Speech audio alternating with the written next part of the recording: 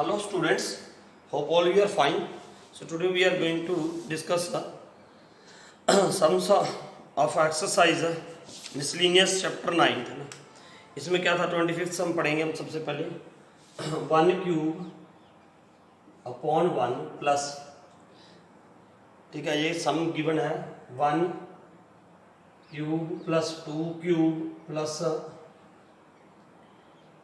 2 cube upon 1 plus 2 I think, ठीक है, 1 plus 3 है, sorry 1 plus 3.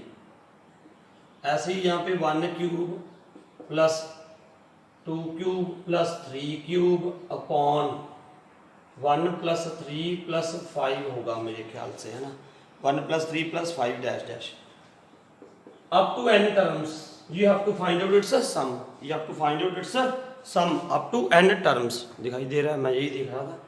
Up to n terms, इसका सम निकालो अप टू n टर्म्स. अब देखो इसमें सबसे पहले मैं इसकी n टर्म निकालूंगा. First of all we will find out its n term. ऊपर वाले की भी n टर्म निकालो, न्यूमरेटर की और डिनोमिनेटर की भी n टर्म निकालो, ठीक है. अब इसकी n टर्म क्या लगती है, आपको क्या लगता है क्या होनी चाहिए? What it should be? tn term of numerator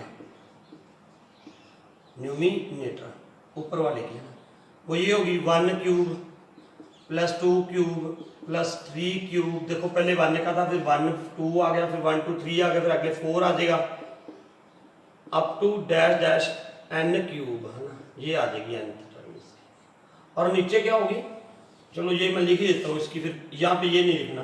then you write tn term of this series, है ना. तो नीचे क्या आएगी, देखो 1 plus 3 plus 5 plus 7 plus dash dash up to n terms. ये भी ऐसे आ जाए. अब देखो ये इसकी, अगर मैं आपको ये n टर्म है, कई बार बच्चा ये समझ लेता है कि इसका सम कर दो.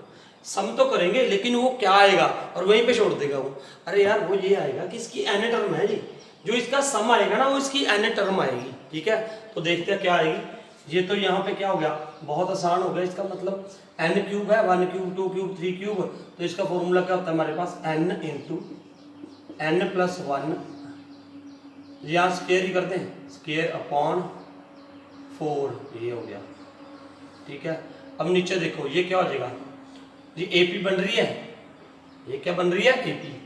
अब इसका हमने क्या करना है, सम करना है. nth टर्म नहीं निकालनी की बच्चे, कई बार बच्चा यहाँ पे nth टर्म निकाल, मतलब यार निकाल तो n टर्म ही है, ये nth टर्म ही है इसकी, ये एक ही है. ये देखो ना, ये ऐसे था ऐसे, ये एक थी एक, तो ये इसकी n टर्म थी.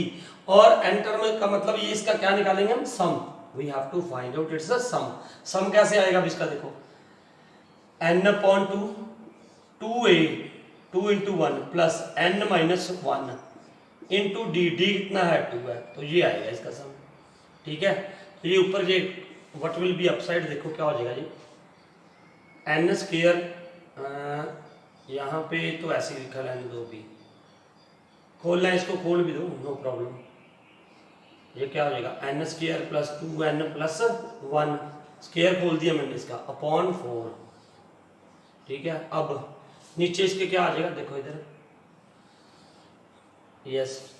तो ये क्या हो जाएगा, n बाई 2 इंटू, ये हो जाएगा, देखो यहाँ पे क्या आ गया, 2 प्लस 2n माइनस 2. 2 के साथ 2 कैंसिल हो गया तो क्या रह जाएगा, 2n रह जाएगा यहाँ पे, 2n.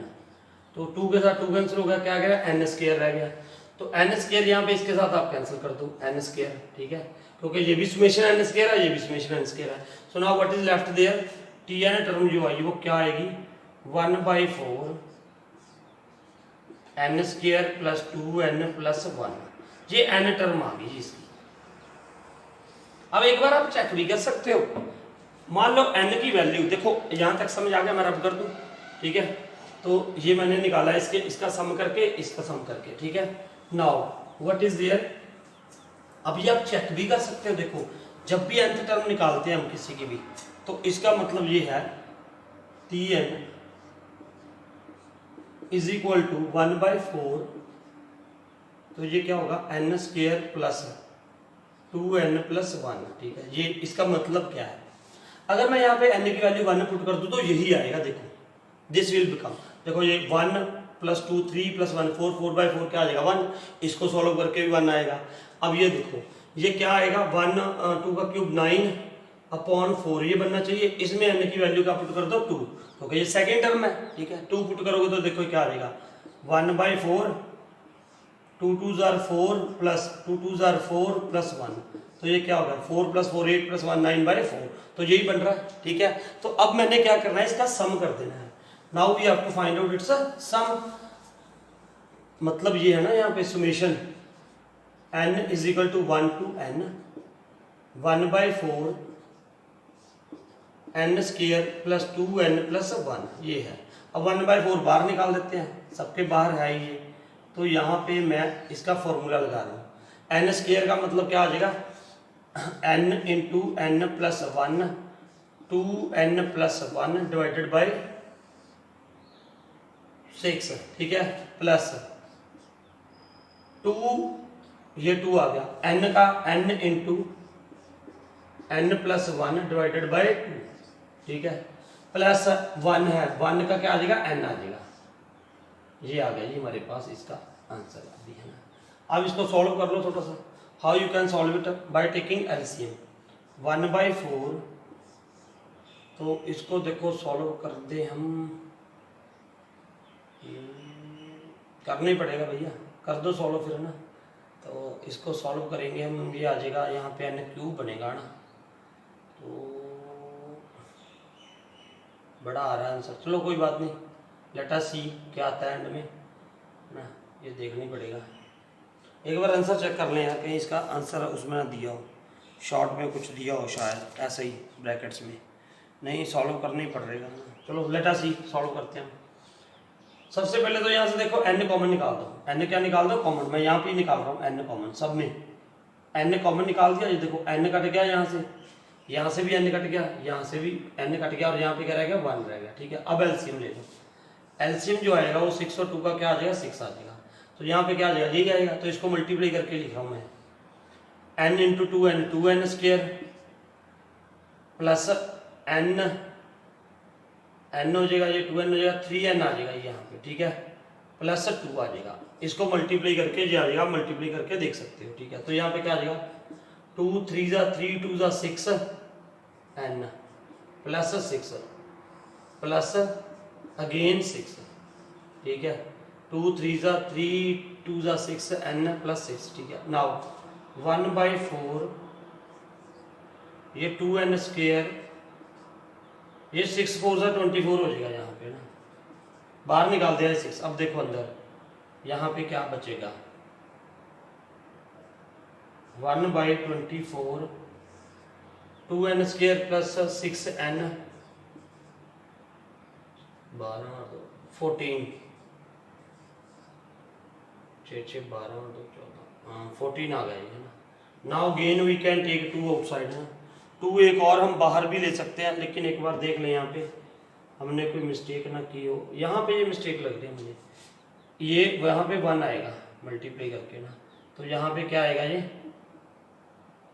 13 है ना, तो यही आंसर होना चाहिए। बस आप चेक कर लो आंसर इसका एक बार।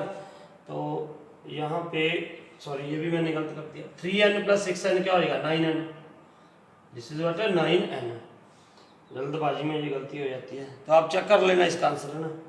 तो यहाँ पे भी ये n है, n मैंने यहाँ पे 1 लिख दिया, n/4 n/24, ठीक है, ये आ गया, ये आंसर होना चाहिए इसका, this should be its answer, check your answer, ठीक है।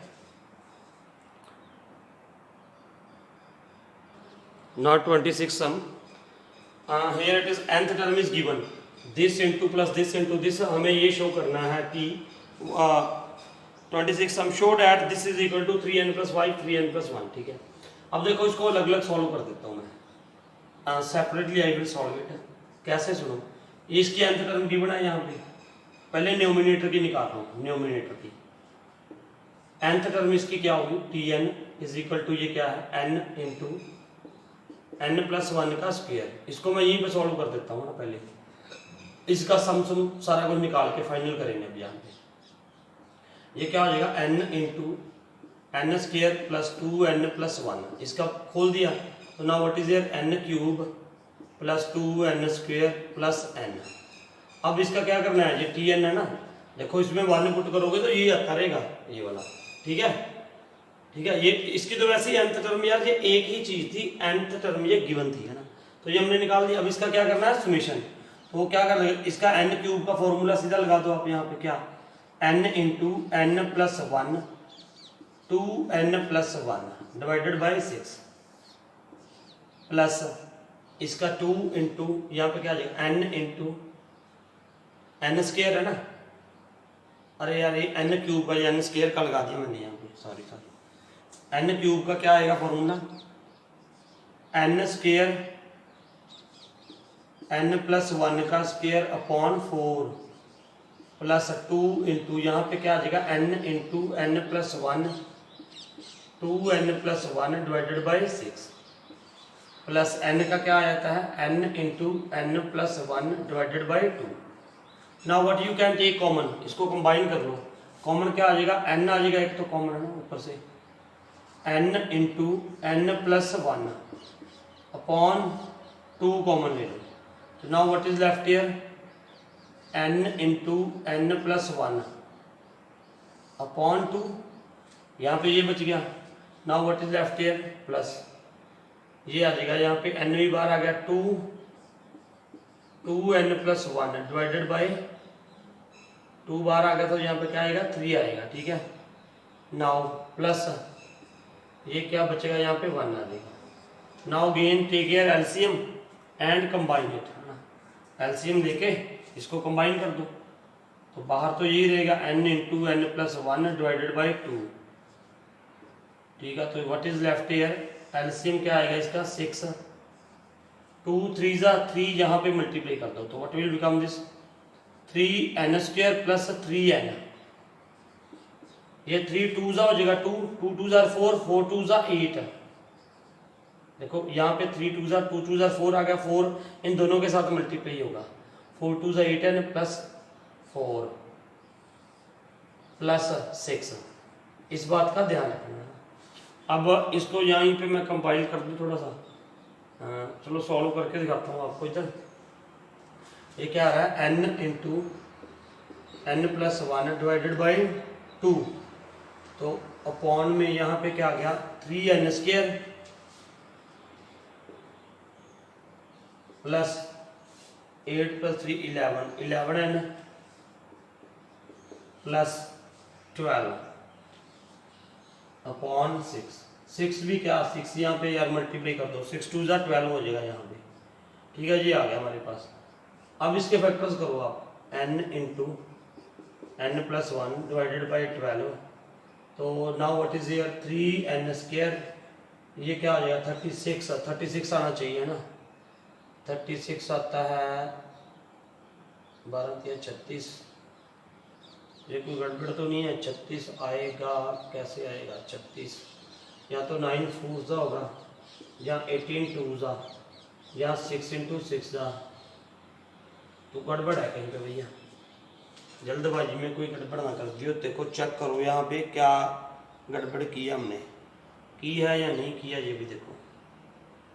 ये मैंने 12 कैसे लिख दिया भाई, ये 12 कैसे लिख दिया, पता नहीं कैसे लिख दिया यार। 6 प्लस 4 क्या था 10 आएगा, यहाँ पे क्या आएगा 10 आएगा, यहाँ पे क्या है 10, ठीक है, गलती हो जाती है 12। अब क्या आ जाएगा देखो, अब आ जाएंगे इसके फैक्टर्स, 10 3 जा 30, 36 और 5 आ जाएंगे, 6n प्लस 5n प्लस 10, ठीक है, ये n है मेरा। तो now what is here n into n plus 1 divided by 12, और इसको कर दो आप यहाँ पे 3 n कॉमन ले लिया, तो क्या रह जाएगा यहाँ पे n प्लस 2 और यहाँ पे 5, तो ये क्या रह जाएगा n प्लस 2। तो now what is here n into n plus 1 divided by 12, तो ये क्या आ जाएगा n प्लस 2 3n प्लस 5, ये आ गया। ये इसको ऊपर इसका सम क्या आ गया, इसका सम अब मैं यहाँ पे लिख रहा हूँ, चलो इसका सम ये आ गया ना, ये सारा सॉल्व करके ये आ गया। अब नीचे वाले का सम निकालो, नीचे वाले का सम निकालो, ये लिखा रहने दो इधर, है ना, ये आ गया फाइनल कंक्लूजन हमारे पास, ठीक है। ये इधर लिख ही दे रहा हूँ मैं ऊपर, n into n plus 1 n plus 2 3n plus 5, ठीक है, अपॉन में 12, ठीक है। अब इसका करो, इसका सम, ये क्या था देखो n स्क्वायर, nth टर्म दे ही रखी है इसकी, ये nth टर्म ही तो है, ठीक है। ये क्या है n स्क्वायर n प्लस 1, ठीक है। तो इसको क्या कर दोगे आप n cube plus n square, ये आ गया।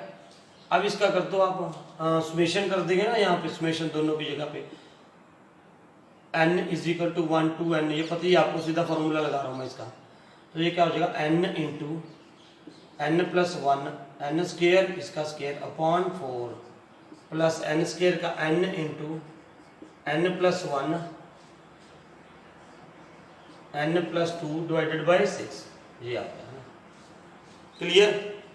सो नाउ व्हाट इज देयर, इसको थोड़ा सा और सॉल्व करें। एलसीएम ले लो इसका, सॉरी पहले कॉमन निकाल लो। कॉमन क्या आएगा देखो, n into n plus 1 upon 2 common निकाल लो। तो now what is left here, ये लिख दिया मैंने 3n प्लस 5, इसको रब कर दे रहा हूँ। नाउ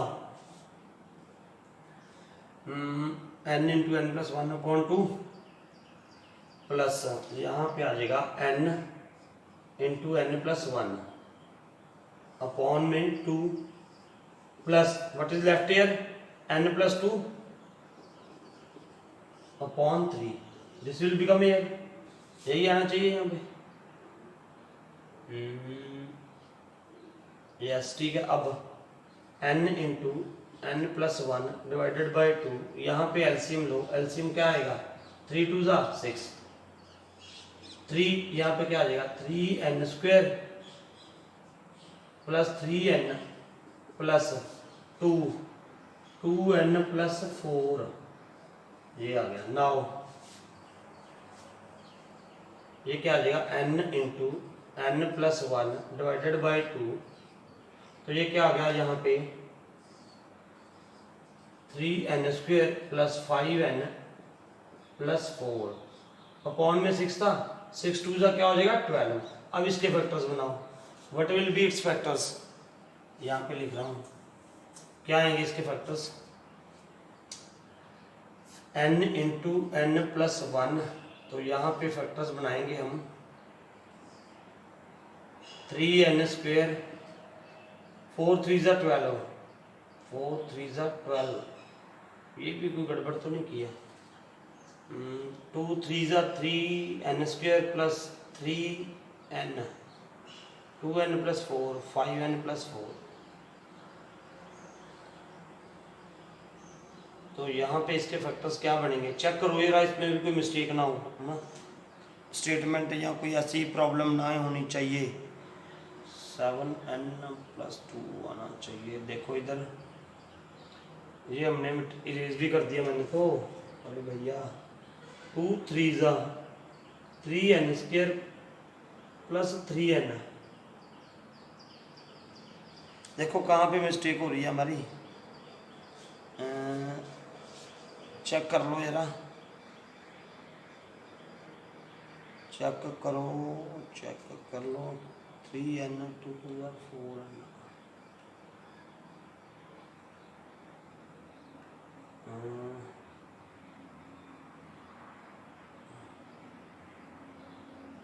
यहाँ पे शायद मैंने कोई गड़बड़ किया यार। यहाँ पे देखो है क्या था हमारे पास, 1 मिनट लगेगा दोबारा मैं देख लूँ, मैंने इरेज कर दिया। यहाँ पे ये था ना n cube plus n square था, तो ये n इंटू n प्लस 1 का स्क्वायर हो गया था अपॉन 4 प्लस ये n into n plus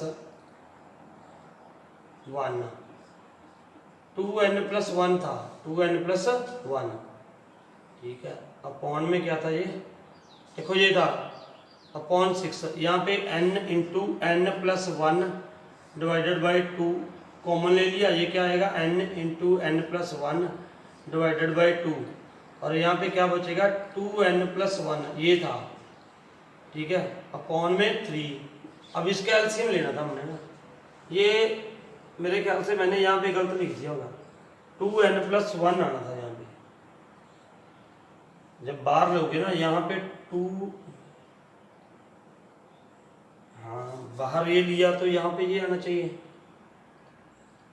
2n+1, ये गलत लिखा हुआ है मैंने कहीं पे, ये 2n+1 ये बचेगा बाहर, है ना, ये कॉमन लेके ना, ये देखो वो बचना चाहिए नीचे, ठीक है। तो ये कर लेते हैं हम प्रैक्टिस को। Now what is there, n into n+1 divided by 2, तो ये क्या आ गया 6 एलसीएम आ गया, तो 3n² प्लस 3n,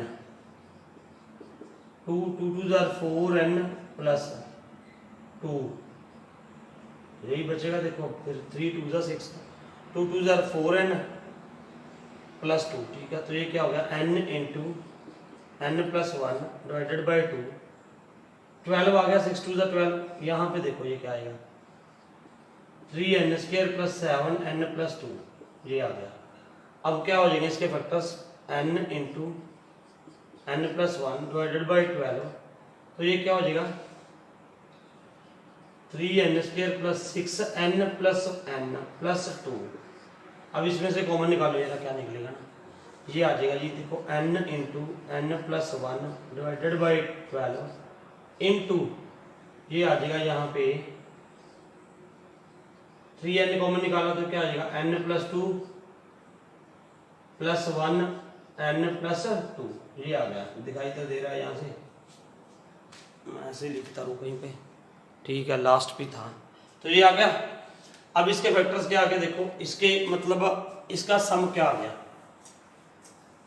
इसके नीचे लिखना है ना, इसका सम तो ये आ रखा था, अब इसका सम ये आ गया, इसके नीचे लिख दिया मैंने, तो ये क्या आ रहा था n into n+1 3n+1 n+2 divided by 12, ठीक है। तो ये 12 के साथ तो 12 कैंसिल हो जाएगा, ये ऊपर होएगा, तो ये आ गया। अब n के साथ n कैंसिल हो गया, n+1 के साथ n+1 कैंसिल हो गया, n+2 के साथ n+2 कैंसिल हो गया, तो क्या रह गया 3n+5 अपॉन 3n+1, तो यही प्रूव करना था बस, ये हो गया, this only you have to prove. तो बहुत आसान था, सो नोट इट डाउन।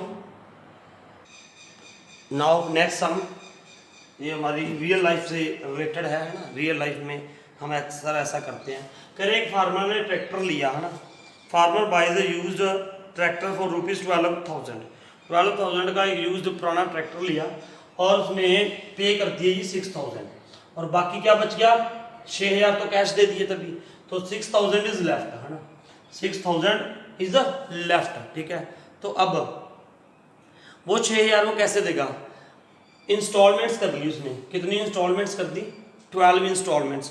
देखो उसने क्या कहा, and agree to pay the balance in the annual installments, हर एक साल बाद एनुअल इंस्टॉलमेंट, है ना, of the ₹500 plus 12% interest on unpaid amount, how much will the tractor cost him. तो ये बताओ उसको ट्रैक्टर कितने का पड़ा। देखो सीधी सी बात है, जब हम इंस्टॉलमेंट्स करेंगे तो इंटरेस्ट लगेगा, इंटरेस्ट कितना है 12%, है ना, और हर साल बाद वो क्या देगा 500 रुपये देगा, plus interest on an amount, जो उसने अमाउंट अभी पे नहीं किया, ठीक है। तो क्या होगा देखो इधर, नाउ व्हाट इज देयर, अब 6,000 रुपये लेफ्ट है, जो पहली इंस्टॉलमेंट आएगी, जो पहला जो किस्त देगा वो, उसके ऊपर 12% इंटरेस्ट भी लगेगा, है ना। इंटरेस्ट का फॉर्मूला आपको पता है, सिंपल इंटरेस्ट का P into R into T upon 100। तो जो पहली इंस्टॉलमेंट होगी वो कैसे होगी, फर्स्ट इंस्टॉलमेंट में कितने पैसे देगा, कितने प्रिंसिपल कितना है 6,000 इंटू 12 इंटू 1 ईयर अपॉन 100, ये कैंसिल, तो ये कितना हो गया 1272 720। तो वो पहली बार जब वो पैसे देने जाएगा वो कितने देगा, देखो 500 तो वो इसमें से देगा, 500 की तो इंस्टॉलमेंट देनी है नहीं, प्लस 720 क्या देगा इंटरेस्ट देगा। तो जो फर्स्ट इंस्टॉलमेंट आ गई 500 प्लस 720, तो कितने हो गए 1220 ही पहले दे दिए उसने, फिर प्लस सेकंड इंस्टॉलमेंट, सेकंड अगले साल फिर देगा वो। अब नेक्स्ट ईयर क्या देगा देखो सेकंड इंस्टॉलमेंट क्या देगा कि कितना प्रिंसिपल बचा हुआ अब 5500, क्योंकि 500 तो दे दिए ना, 6000 से 500 रुपये दे चुका हूँ। अब तो दोबारा तो कितने रुपीज का अन अमाउंट पेड कितना रह गया 5500, क्योंकि 500 ही हैज गिवन, ठीक है, पहले इंस्टॉलमेंट थे। तो इसका क्या हो जाएगा फिर 12 इंटू 1 अपॉन 100, तो ये कैंसिल, ये क्या आ जाएगा 12 5 60 620 प्लस 500 वो इंस्टॉलमेंट देनी है 6 5 11 1160 प्लस, ऐसे ना यार ये क्या बन जाएगा, अब जो बनेगा वो कितने का बनेगा 5000 पे, क्योंकि अब 5000 का रह गया ना, इंटू 12 इंटू 1 अपॉन 100, तो ये कितना हो गया 12 5 60 600 प्लस 500 1100 आ जाएगा ये। अब ये कितनी बार देना उसने, दिस ही हैज गिवन है ना, अब रुपीज इतने इतने दे रहा है वो, देखो तो टोटल कॉस्ट कितने की पड़ेगी इसको ना, ये बताना हमने, total cost of the tractor.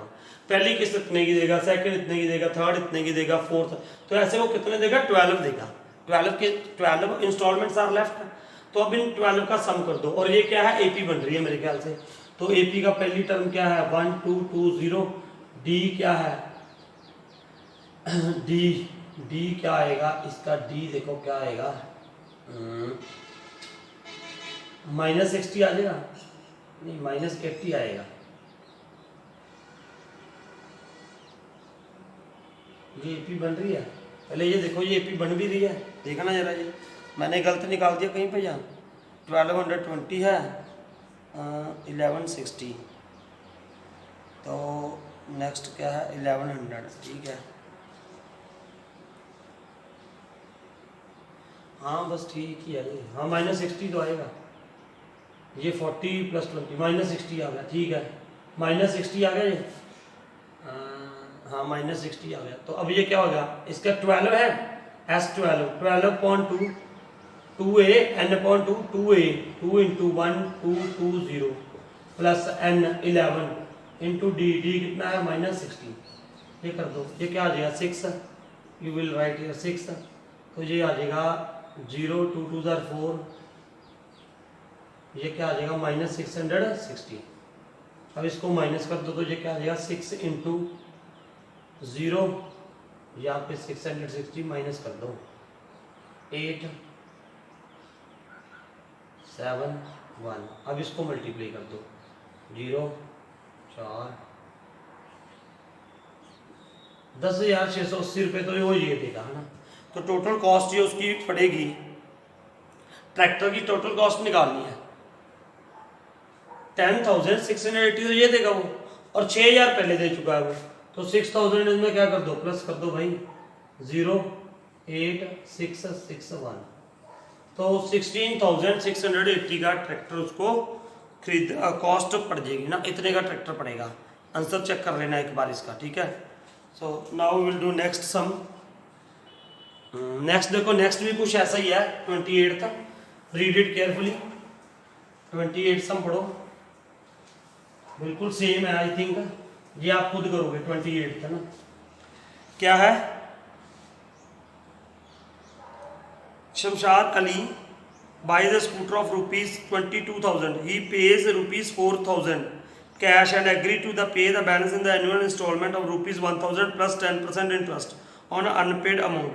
How much will the scooter cost him? तो बिल्कुल बेटा ये सेम है, तो ये आप खुद करोगे है ना, this you will do it yourself. Clear. तो अगला सवाल कराऊंगा मैं 29 था।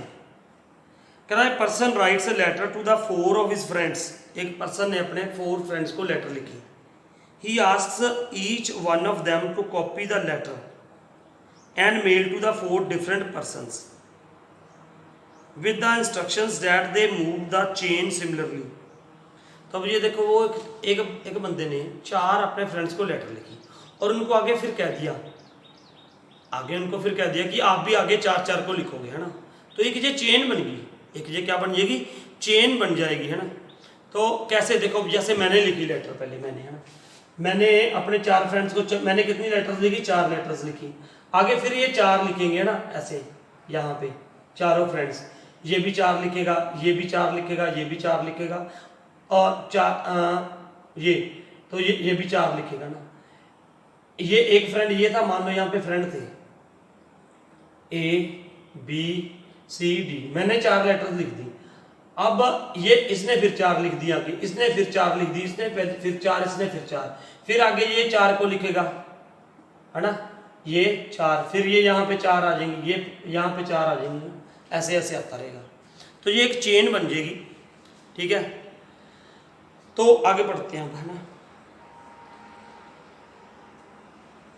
Assuming that chain is not broken and that it costs rupees 50 paisa to mail one letter, find the amount spent on the postage when 8th set letter is mailed, when 8th set is mailed।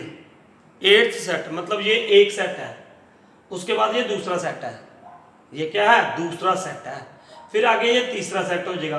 देखो ये पहले तो 4 letters का एक set बन गया, फिर ये 4 + 4 + 4 + 4 कितना हो जाएगा 16, फिर वो आगे फिर इनको 4 को लिखेंगे जी, है ना, जिसने इसको लिखी वो 4 को लिखेगा, ये 4 को लिखेगा, ये 4 को लिखेगा, आगे ये 16 होगी, फिर ये 16 आगे फिर लिखेंगे। मेरी बात समझो, पहले मैंने 4 लेटर्स होगी यहाँ पे, 4 लेटर का सेट बन गया, भेज दी इन चारों को, इन चारों ने फिर 4 इसने 4 लेटर्स बना दी, इसने 4 लेटर्स बना दी, इसने 4 लेटर्स बना दी, इसने 4 लेटर्स, कितनी होगी 16 मान लो।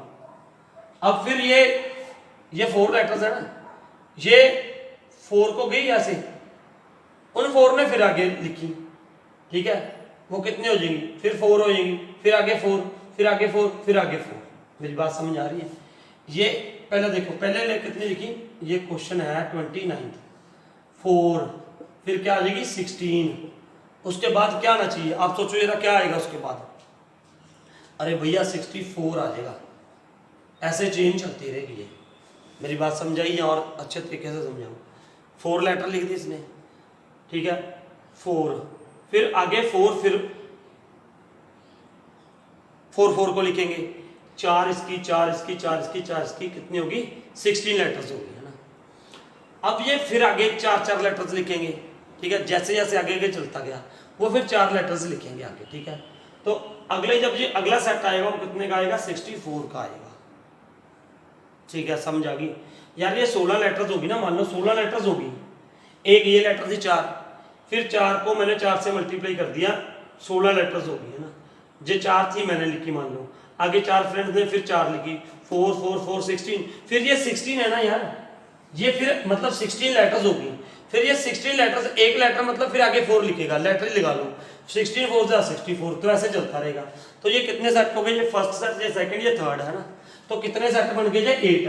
तो अब इन 8 का क्या निकालना है, सम निकालना है। तो सबसे पहले ये देखो, ये जीपी बन रही है, जी आप देख चेक कर लेना, और जीपी का आर क्या आ रहा है 16/4, 4 आ गया। तो हमें क्या निकालना है, S8। एक लेटर का जो कॉस्ट है वो ₹50 है, सॉरी 50 पैसे है। तो टोटल कॉस्ट बताओ जब 8 सेट पूरे हो जाएंगे। 8 सेट का मतलब यहाँ पे 8 का सम कर दो, S8। तो S8 क्या हो जाएगा, A/(r)(n), n मतलब यहाँ पे 8 हो जाएगा ना, n - 1/r-1। तो ये क्या हो गया, a मतलब क्या है 4, r कितना है 4, 4 की पावर 8 - 1 अपॉन 4 - 1 3, यही आएगा। देखो यही आना चाहिए मेरे ख्याल से। तो अब इसको ना मल्टीप्लाई करो, इसको ये मल्टीप्लाई यार तुम खुद कर लेना। 4 आ गया, 4 की पावर 8, ये होगा यार 4 4 जा 16, 16 16 जा 256, 256 इंटू 256, ये कर लो तुम खुद, मल्टीप्लाई कर लेना यार। 256 का स्क्वायर -1, ये आ गया, अपॉन क्या आ जाएगा 3 आ जाएगा। तो ये आ गया हमारे पास इतनी। तो ये क्या बनेगी, लेटर्स बनेगी। जो भी इसका आंसर आएगा ना, जो भी इसका आंसर आएगा वो आ जाएगा जी इसका आंसर। इतनी लेटर्स बन गई है ना। आई थिंक इसका यार कुछ ऐसा आता है 6, अब मेरे को याद नहीं, आप मल्टीप्लाई करके देख लेना, सिंपल सी बात है, मल्टीप्लाई कर लोगे। उसके बाद टोटल कॉस्ट पूछी है इसकी, टोटल कॉस्ट उसने ये पूछा ना, find the amount spent on the postage when the 8th set of the letter is mailed, है ना।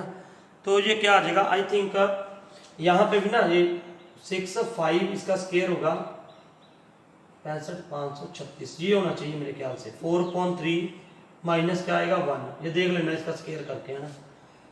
तो ये आ जाएगा 4/3 इंटू, चलो मैं क्यों कर रहा हूँ यार, ये तो खैर कैलकुलेशन आप खुद कर लोगे, ये आ गया। और इसको फिर किसके साथ मल्टीप्लाई करोगे, 50 पैसे हैं तो आप उसको 50/100 मतलब 1/2 के साथ क्या कर दो, मल्टीप्लाई कर दो, ठीक है। तो वो आपका आंसर आ जाएगा, ठीक है। So note it down and do it yourself. Now 30th sum, 30th हम सीधा बिल्कुल आसान सा तरीके से कर लेंगे। 30 और 31 ये क्या है, man deposit ₹10,000 in a bank. 10,000 मतलब प्रिंसिपल उसने कितना डिपॉजिट अमाउंट डिपॉजिट करवाया, 10,000 है, ₹10,000 ये जमा करवा दिए। और ये हमसे पूछ रहा है at the rate of 5%, rate 5% and simple interest है, ये याद रखना, यहाँ पे बात है सिंपल इंटरेस्ट, सिंपल इंटरेस्ट पे करवा दिए। सिंपल इंटरेस्ट का मतलब ये होता है यार इकट्ठा ब्याज लगता है। एक कंपाउंड आपने 8th क्लास में पढ़ा होगा, ये 2-3 क्वेश्चन 8th पे बेस्ड हैं। 8th में एक चैप्टर है कंपेयरिंग क्वांटिटीज, 8th ही चैप्टर है वो मेरे ख्याल से, 7th और 8th चैप्टर है 8th क्लास में ना, वो आपने पढ़ा होगा।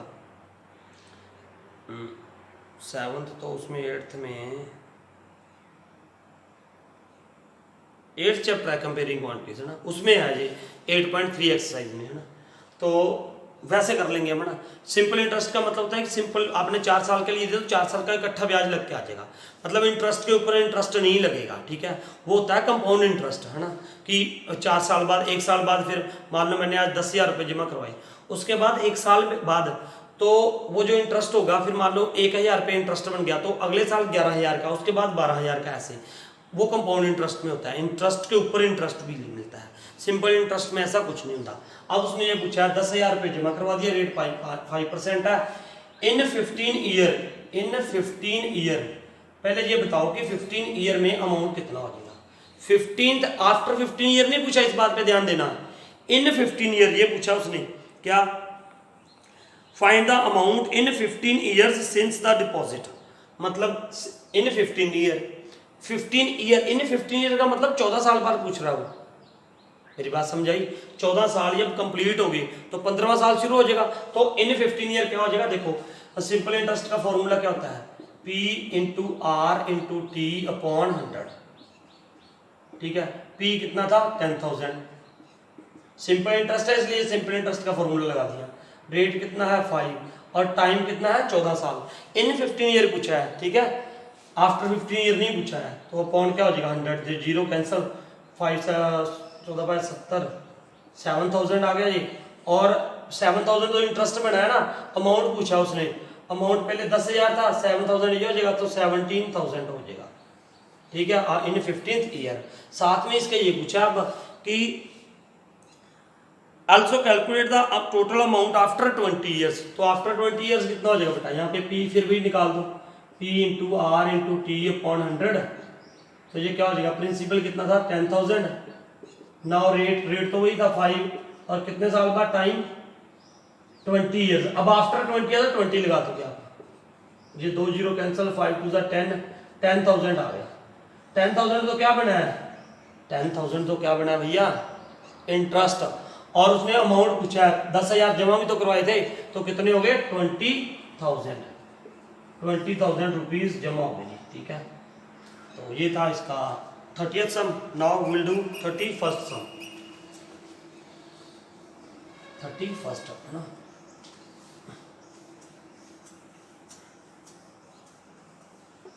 देखो, अब ये 31st भी 8th क्लास में आपने पढ़ा था, डेप्रिशिएट का एक फॉर्मूला होता है ना।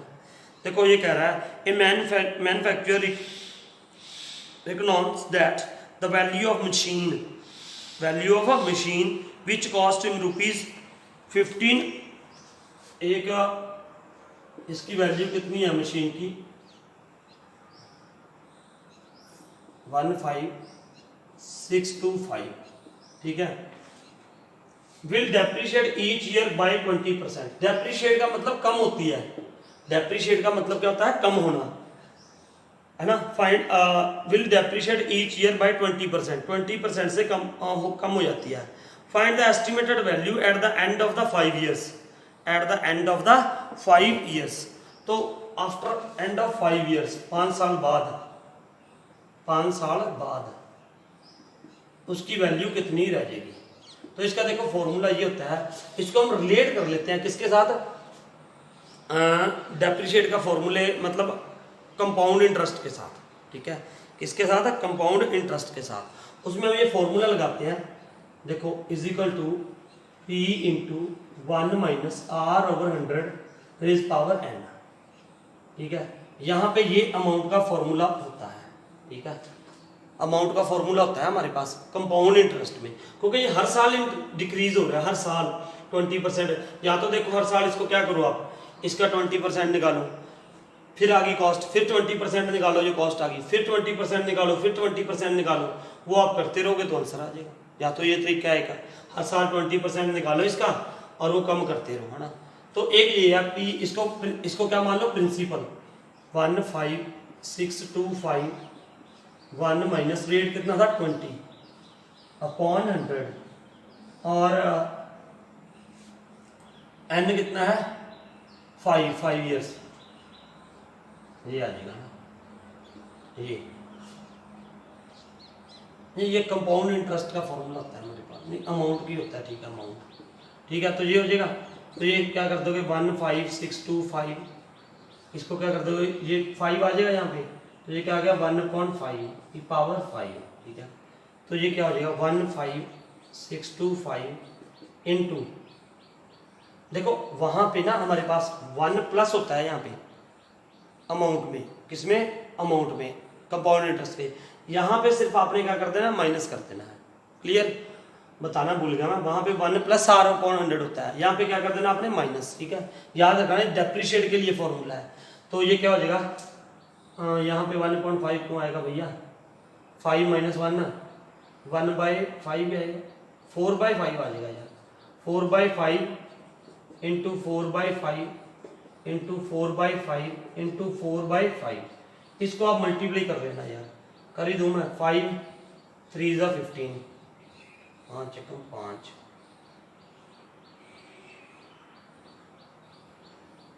10, ये आ जाएगा। अब फिर इसको करोगे तो ये आ जाएगा आई थिंक 625, फिर इसको करोगे तो ये क्या आ जाएगा 125, फिर इसको करोगे तो ये क्या आ जाएगा 25। तो अब इसको मल्टीप्लाई कर दो, 25 4 ज़ा 100, 4 4 ज़ा 16, 16 64 आ जाएगा ये। तो ये 6400 आंसर आना चाहिए, ये कीमत रह जाएगी उसकी ना। चेक कर लो एक बार आंसर, चेक कर लेना, ये गलत तो नहीं कर दिया मैंने कहीं पे, लग तो मुझे भी ऐसे ही रहा है 64, ये उसकी कीमत कम हो जाएगी इतनी, है ना। तो अब उसकी, हाँ ठीक है, अब उसने ये पूछा कि उसकी कीमत होगी कितनी, how much will be it's cost. तो ये आप निकाल लेना है ना इसको, कहीं पे गड़बड़ की है हमने भैया, चेक करो जरा कहाँ पे गड़बड़ की है, देखना जरा। यस, इसके यार ये गलती कर दी, इसकी पावर 5 थी, 5 यहाँ पे एक और 4 इंटू 5 आएगा, एक और 4 इंटू 5 आना था, इस बात का ध्यान रखना है। तो अब यहाँ पे 25 बच रहा था, थोड़ी सी मैं कैलकुलेशन ये आपको दोबारा करके दिखा देता हूँ। 5 था यहाँ पे पावर, है ना 5, इसलिए गड़बड़ होगी।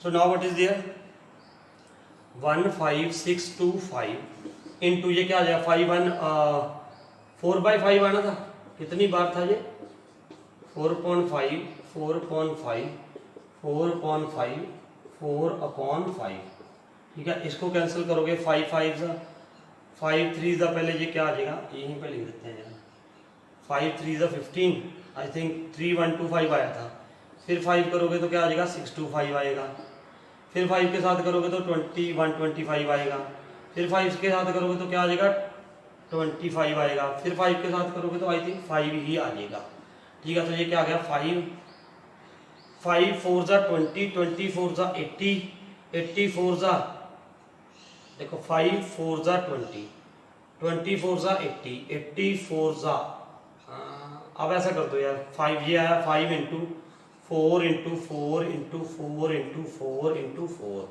तो 5 4 का कितना होता है 20 इंटू 4 4 का 16, 16 6 का 256 है। बस इसको मल्टीप्लाई कर दो, 0 हो चुके 12, 2 5 10 और 11, 5120 आंसर आ जाएगा ना, इतनी डेप्रिशिएट हो जाएगी। So check its answer. Yes बेटा ये क्वेश्चन है। Now will do question 32nd question है ना, 32nd। इसमें क्या है क्वेश्चन में, वो ये कह रहा है कि there is a one job, एक जॉब को करने के लिए 150 वर्कर्स हम हर रोज़ लगा देते हैं। कोई काम है उसको करने के लिए 150 वर्कर्स हर रोज़ लगते हैं। अगर हर रोज़ 150 वर्कर्स लगाएं तो वो कितने दिन में खत्म होगा, ये हमें निकालना है ना। और इसकी दो कंडीशन दे दी हमें, कह रहा अगर नंबर ऑफ वर्कर्स लगाते हैं हर रोज 150, तो ये लेट अस सपोज कितने दिन में खत्म होगा ये बताना है हमें ना। तो let us suppose total number of days किसने लिए, टोटल नंबर ऑफ डेज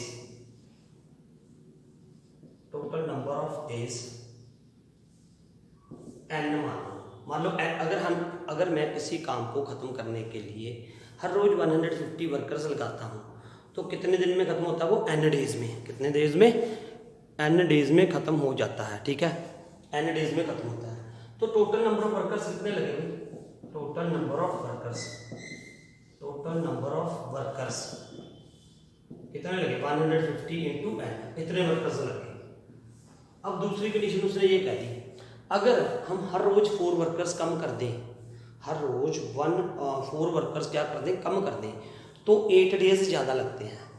ऐसे तो n डेज में खत्म हुआ, तो उसमें कितने डेज लगेंगे, 8 डेज ज़्यादा लगेंगे। अगर हम क्या करते हैं सुनो कैसे, इफ देर पहले दिन तो मैंने 150 वर्कर्स लगाए, दूसरे दिन हमने क्या लगा दिए 146, देन 142, हर रोज कम करते गए 4 वर्कर्स। ठीक है, 4 वर्कर्स हम कम करते गए।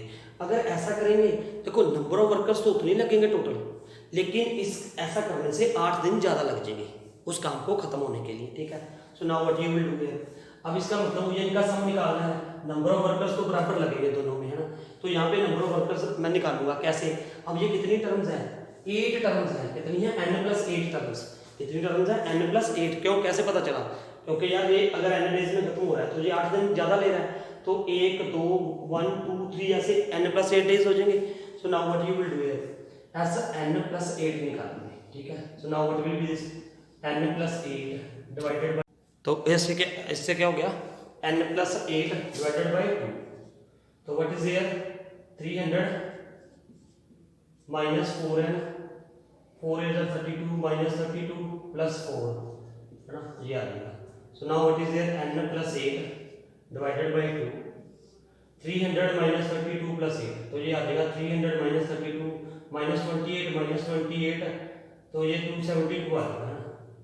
ठीक है, तो माइनस 4n ये आ गया। Now you can take 2 common from here, 2 common निकाल लो यहाँ से, तो ये क्या आ जाएगा 2 1 2 2 8 16 2 सॉरी 2 1 2 2 3 6 2 6 12 माइनस 2n ये आ गया, ये 2 के साथ कैंसिल हो गया, अब ये रहता है हमारे पास। So now this is the total number of workers, total number of workers इतने लगेंगे इसमें और इसमें इतने लगेंगे, तो ये दोनों क्या होना चाहिए equal. Now what you can write here 150n, ये नंबर ऑफ वर्कर्स है ना, नंबर ऑफ वर्कर्स तो दोनों के समय बराबर लगेंगे, सिर्फ इसमें 8 दिन ज़्यादा लग रहे हैं और हमें वो n की वैल्यू फाइंड आउट करनी है। ठीक है, so now what is there n+8, तो यहाँ पे क्या हो जाएगा 136 माइनस 2n, अब 2 यहाँ से कॉमन निकाल लो, तो ये क्या हो जाएगा n+8, 2 कॉमन निकाला यहाँ से, तो now what is here 2 6 12 2 6 12 2 8 16 minus n। ठीक है, ये 2 इधर आके क्या हो जाएगा डिवाइड, यहाँ पे ये 2 इधर आके क्या हो जाएगा डिवाइड हो जाएगा, तो ये क्या आ जाएगा 75n, तो 75n इज इक्वल टू, इसको मल्टीप्लाई कर दो 68n minus n square plus 20 8 8 64 564 आ जाएगा मेरे ख्याल से। ठीक है, चेक कर लेना यार इसको, ये गलती हो रही है, 24 यस यहाँ पे ये देखना थोड़ी मिस्टेक होगी, n 68 n minus n square, इसको मल्टीप्लाई करोगे तो 8 8 जा 64, 544 आएगा यार, ठीक है, और माइनस 8 एन ये आ गया यहाँ पे। अब इसको सॉल्व कर लो बस आप, तो ये क्या आ जाएगा, देखो एन स्क्वायर इधर आके क्या हो जाएगा प्लस, तो ये 68 एन है माइनस 8 एन कितना आ जाएगा 60, यहाँ पे 75 एन है ये पहले, तो ये इधर आके क्या हो जाएगा माइनस 60 एन, ये क्या हो गया 68 माइनस 8 60 हो जाएगा ना, 68 माइनस 8 60, तो इधर आके माइनस हो गया, तो यहाँ पे क्या हो गया माइनस 544 इक्वल्स टू 0। अब इसको कर लो एन स्क्वायर, ये क्या हो जाएगा प्लस 15 एन, ठीक है, माइनस 544 इक्वल्स टू 0। अब इसके फैक्टर्स बना लो, इसके फैक्टर्स ये बन जाएंगे n square plus 32 n minus 17 n minus 544 equals to 0। देखो ये बनेंगे, चेक कर लेना है इसके फैक्टर्स को, इनके फैक्टर को चेक कर लेना आप एक बार, है ना, मेरे ख्याल से तो ये बनेंगे, ठीक है। उसके बाद n plus 32 minus 17 n plus 32 equals to 0। तो यहाँ पे क्या आ गए फैक्टर्स हमारे पास, क्या आ गए एन प्लस एन माइनस 17, ठीक है, तो ये क्या हो गया n plus 32 equal to 0। N तो यहाँ पे क्या आ गया माइनस 32 आ गया, तो ये तो निगलेक्ट हो गया, माइनस में तो हो नहीं सकता, तो n minus 17 is equal to 0, n is equal to क्या हो जाएगा 17, ठीक है 17 हो गया। तो अगर ऐसा करते हैं 150 हर रोज वर्कर्स लगाएंगे तो कितने दिन लगेंगे 17 डेज, लेकिन अगर ऐसा करेंगे तो कितना लगेंगे प्लस 8 कर दो, तो ये क्या हो जाएगा 25, तो 25 डेज लगेंगे, ठीक है। तो ये था हमारा 32 क्वेश्चन ना, होप आपको ये सारा समझ आया होगा, है ना। So now do it yes, do it's practice, now this chapter is over from NCERT, है ना। सो सॉल्व दीज क्वेश्चंस।